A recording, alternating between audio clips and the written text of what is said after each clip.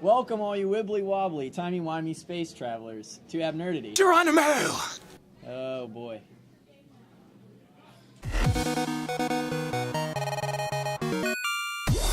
Welcome to Abnerdity, your monthly show on Very Tasty Productions, where we talk on an absurd level about the things we like to nerd out about.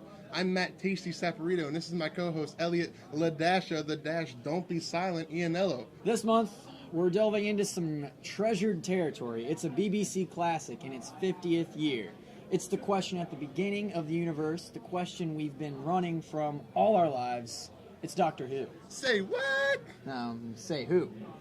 Doctor Who. That's right, starting in 1963 with William Hartnell, Doctor Who is the longest-running British sci-fi series ever. It's gone through a couple of hiatuses and revamps, but since the continuation in 2005, Doctor Who is stronger than ever.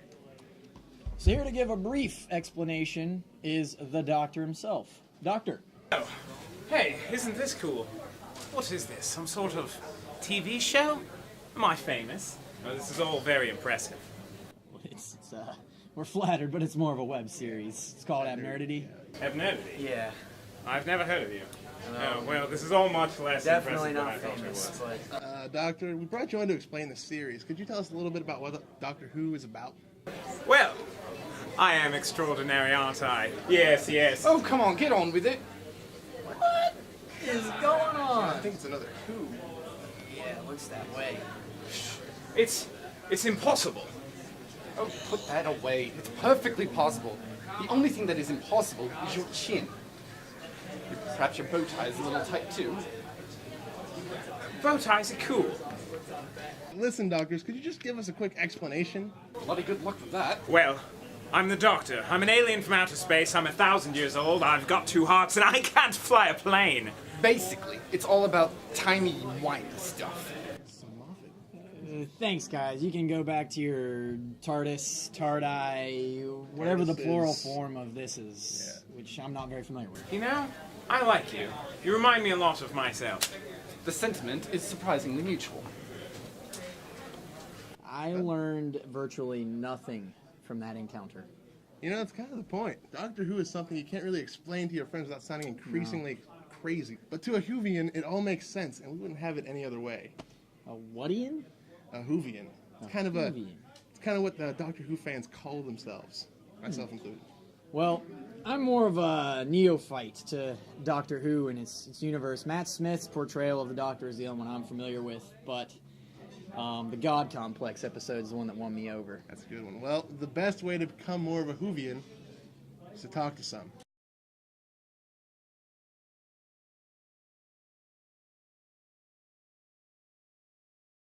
I'm your friendly neighborhood doctor, here to ask you a couple of questions for a chance to win a fabulous prize based on my excellent show. So, first question, who is your favorite doctor and why? David Tennant is my favorite doctor, just for how insanely goofy he is. He really carried the show really well. Who is your favorite doctor and why? I've got to go with the 11th, probably because of the wackiness, you know, the fez, the bow tie. Why, thank you. Probably just the main guy, Doctor Who, because he's goofy, and I mean, I've never seen. Oh, he's just funny. I think so. Who is your favorite companion?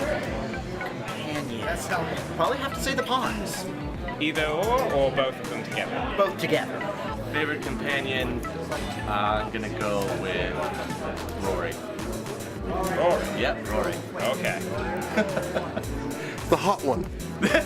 Clearly the hot one. Especially according to the TARDIS. What do you think has made Doctor Who so enduring?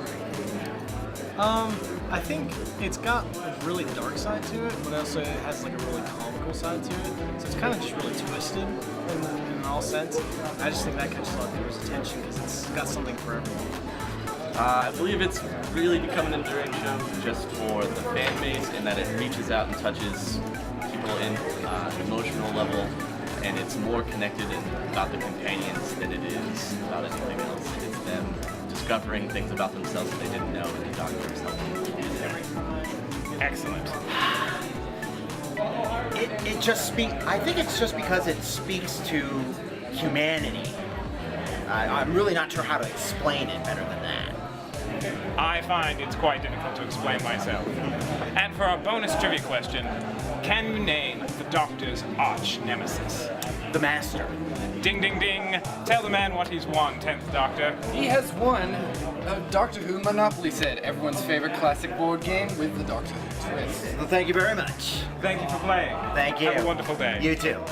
And our last trivia question. How many Doctors have there been? We're on 12. Correct answer is 11. Nice. But your congratulations prize. Tell them what they've won, 10th Doctor. Doctor, they have won a Doctor Who TARDIS ceramic money bag. It's UK, US, and Australian coins. Not anything from Japan. My money can time travel. Congratulations. And thank you. Can you name a Doctor Who villain? I knew the Crying Angels, I think that's what they're called. Close enough Close for me. enough for me. tell the man what he's won. He has won a limited edition Doctor Who Yahtzee set. If nothing else, it's a nice one. Happy trails.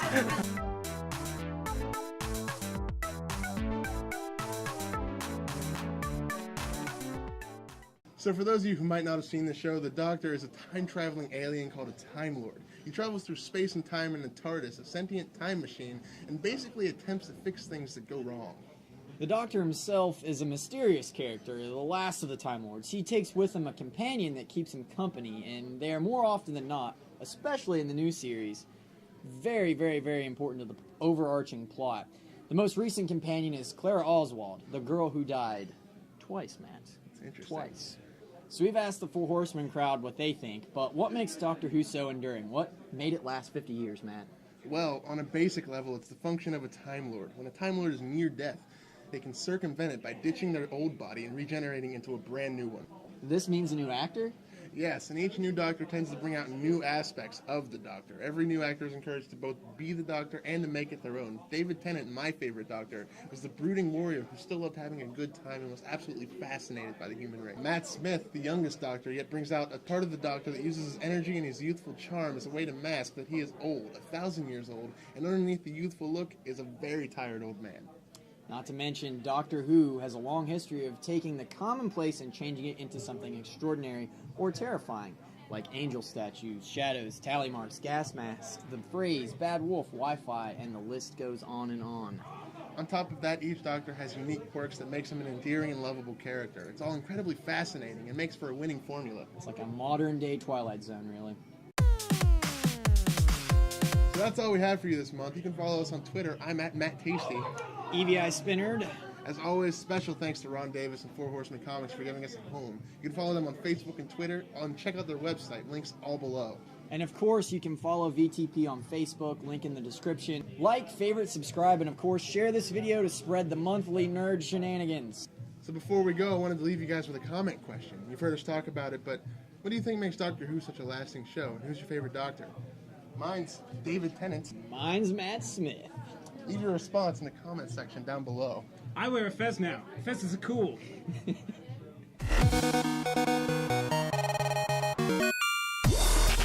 One more thing before we go, our good friend Mark Guiney has written the book Philomena. Check it out on Amazon. He actually wrote us a plug, but I forgot it.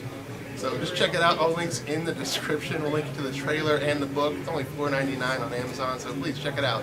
And shop at Four Horsemen, because it's cool. Yeah.